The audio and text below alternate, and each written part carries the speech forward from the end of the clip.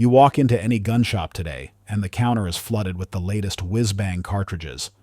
The industry is working overtime to convince you that if your brass isn't brand new, it's obsolete. But here's the reality check. Once you push out past 200 yards and you're dealing with crosswinds, thermal drift, and recoil management, you figure out real quick that physics hasn't changed just because the packaging did. Performance is the only metric that matters. Not the release date, not the hype train. We are taking a hard look at 7 cartridges that have been shoved to the back of the safe. These aren't nostalgia picks. These are ballistic workhorses that earned their stripes in the field. They have dropped moose in Scandinavia. They have flattened coyotes in the high desert. And they have filled freezers with whitetail without needing a YouTube sponsorship to do it. Some of these are whisper quiet with recoil impulse that lets you watch the trace. Others are screaming past 3,000 feet per second and stacking holes like match-grade ammo. The common denominator? They outperform a lot of the modern wonders people are lining up to overpay for. Let's get down to brass tacks. The industry might have moved on, but for those of us who know ballistics, these rounds never left.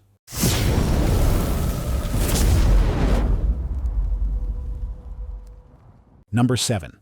7mm Mauser, 7x57mm. Paul Mauser designed this back in 1892. It is the textbook definition of ballistic efficiency. You get mild recoil, but you are dropping game at distances that surprise modern shooters. Load a modern 140-grain boat tail at 2,800 feet per second. Your wind holds and drop data are almost identical to the 6.5 darlings everyone is obsessed with today. But here is the difference. Sectional density. The 7x57 drives through hide and bone better than the smaller bores. Even those old Spanish 1893 actions will hold 1.5 MOA with iron sights.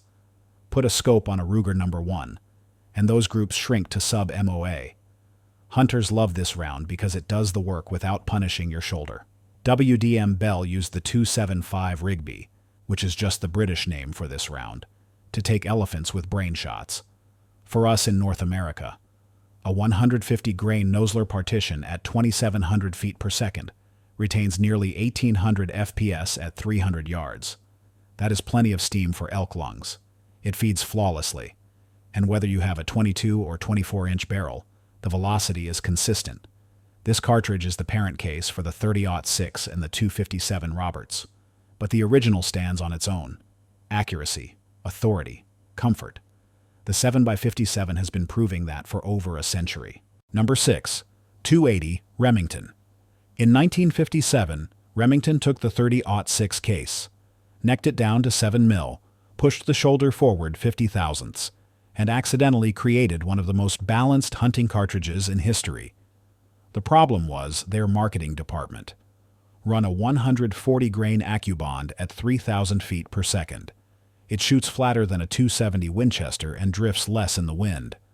Step up to a 160-grain partition at 2,900, and you will outpenetrate a 30-06 with the same bullet weight because of that superior sectional density. Rifles like the Remington 700 mountain rifle will punch 3/4-inch groups all day. Recoil sits in that Goldilocks zone. More than a 243, but significantly less than a 7 mag. It burns powder clean, and barrel life is excellent. You can take elk at 450 yards with a 150-grain Barnes TSX and not feel undergunned. So why did it fail? Remington launched it in semi-autos first. Then they tried to rename it the 7mm Express, right when the 7 Rem mag was taking off. Total disaster.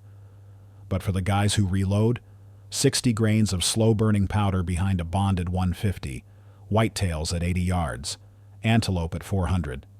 Hold on, hare. Squeeze dead. The 280 Remington is the true middle ground between range and shootability. Number 5. 6mm Remington. Back in 1955, Remington tried to beat the 243 Winchester. They called it the 244 Remington, but they put a 1-in-12 twist barrel on it. It couldn't stabilize the heavy deer bullets, so it got pigeonholed as a varmint round. By 1963, they fixed the twist to 1-in-9 and renamed it the 6mm Remington. But the damage was done. Here is the truth, though. Factory 100-grain soft points leave the muzzle at 3,100 feet per second. That anchors a coyote past 500 yards, Load a 105 grain Hornady AMAX. You are getting a high ballistic coefficient that slices through the wind. Custom rigs with long magazines can push 85 grain partitions past 3400 FPS. That is a laser beam. With a good bedding job on a Remington 700 varmint, you are looking at half MOA accuracy. Recoil is barely there, even lighter than a 243, but you carry more energy downrange. Prairie dog hunters love the long neck and generous freebore because it keeps pressures safe at max velocity. Deer hunters appreciate that the 100 grain partition opens up at 2900 and dumps all its energy inside the boiler room.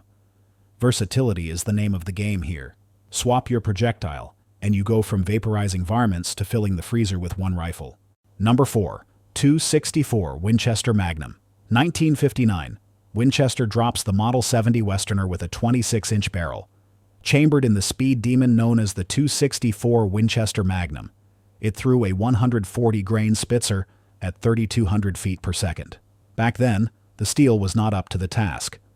Throats eroded, barrels burned out, and the round got a bad rap. Fast forward to today. Modern stainless, cryo-treated, 5R rifled barrels have solved that problem. Run a 140 grain Berger 5 LD at 3240. You are stacking rounds at 1,000 yards with less wind drift than the short magnums everyone loves. Load a 120 grain Barnes TTSX at 3300. Mule deer across a canyon are just a point-and-shoot equation. Custom bolt guns and Ruger Hawkeyes are printing 3/8 MOA with these loads. It is a belted case, but it feeds smooth. Recoil is stiffer than a Creedmoor, but way less than a 7 mag. From 50 yards to 400, you are basically holding dead on. That builds massive confidence in the field. Critics still cry about barrel life. But with modern steel, you are getting 1,200 rounds of match-grade accuracy. For a hunting rifle, that is a lifetime of service. Guides in Wyoming still swear by it. A 130 grain AccuBond through both lungs at 500 yards? Lights out. The 264 WinMag is a sleeping giant. Number 3. 257 Roberts. Take that 7x57 Mauser case, neck it down to 1/4 inch, and you get the Bob. Possibly the most pleasant shooting cartridge ever designed.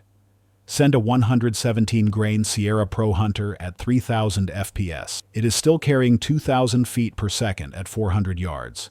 In a Kimber Hunter or a Winchester Model 70 featherweight, this is a sub-MOA tack driver. Recoil? Maybe 9 foot-pounds in a standard rifle. That is light enough to watch your own bullet impact through the scope. But do not think it is weak. It has taken antelope, axis deer, and cow elk cleanly. Shot placement is king, and this round makes accuracy easy. It headspaces off the shoulder, which keeps your bullet jump consistent. Cases are concentric. Coyote hunters run 100 grain partitions to break shoulders without destroying the hide. It is quiet enough that you might get a double on a dog stand. Factory ammo varies, but if you reload, it is incredibly forgiving. In a world obsessed with the 6.5 Creedmoor, the Roberts quietly delivers exactly what people claim they want. Mild recoil, deadly accuracy, practical lethality. It does not need to brag. It just works. Number 2. 25-06 Remington Start with a 30-06 parent case. Neck it down to 1/4 bore. And you have the 25-06. Flat, fast, hard-hitting. Run a 110 grain Nosler AccuBond at 30-80 feet per second. 0 at 200. You are less than 2 inches high at 100, and only 6 inches low at 300. That makes antelope hunting almost unfair. Even a stock Remington 700 ADL can be tuned to shoot half MOA. Throw a custom barrel on there and it gets surgical. Despite that velocity, the recoil is closer to a 243 than a Magnum. You can stay in the glass and spot your hits. On Black Bear, a 115 grain partition at 3,000 FPS drives through shoulder and spine like a freight train. For varmints, a 75 grain VMAX at that speed basically vaporizes prairie dogs. Now, the trade-off. Past 600 yards, the wind will push it around more than the heavy 6.5s. But inside hunting distances, it hits harder and flies flatter. And compared to the Weatherby mags, it does not torch your barrel nearly as fast. Ruger, Browning, Savage, they all still make guns for this. Handloaders love the case capacity. Sheep hunters in Alaska carry lightweight 25-06 rifles. One shot drops a dowel ram, and you didn't have to dial turrets in a blizzard to do it. Magnum reach without the Magnum punishment. Number 1. 6.5 by 55 Swedish Mauser, 1894. That is when the Swedes adopted the 6.5 by 55, and over a century later, it is still hanging with the Creedmoor. The secret sauce is balance. Brass elasticity, case taper, bullet design. It all works in harmony. It is not flashy, it is just efficient. It runs at lower chamber pressures than the Creedmoor. That means your brass lasts longer and your barrel lasts longer. Load a 140-grain Hornady ELDX at 2700. A stock Tikka T3 or a nice Mauser Sporter will hold half MOA all day long. Step up to the 155-grain Lapua Mega. That is the moose medicine Scandinavia has used for decades. Recoil is a straight back push. Perfect for training new shooters. The long neck and 8-degree shoulder feed like butter and let you seat those long, heavy bullets way out. You are retaining 1,600 foot-pounds of energy past 500 yards. The wind drift is almost identical to the Creedmoor, but the Swede gets there with mass and momentum. From the Nordic forests to the Scottish Highlands. This round has been stacking bodies for over 100 years. Modern rifles like the Sauer 100 give it a new lease on life. Handloaders love the generous throat. And collectors run these in vintage military matches, ringing steel at 1,000 yards with surplus ammo that is older than I am. A cartridge does not survive this long because of nostalgia. It survives because it performs. The 6.5 Swede is the original long-range efficiency king. If you own any of these calibers, get down in the comments and let me know your pet loads. If you don't, maybe it is time to look at the used rack a little differently next time you are at the shop. Do me a favor. Hit that like button, smash the subscribe, and ring the bell so you don't miss the next one. We will see you on the range.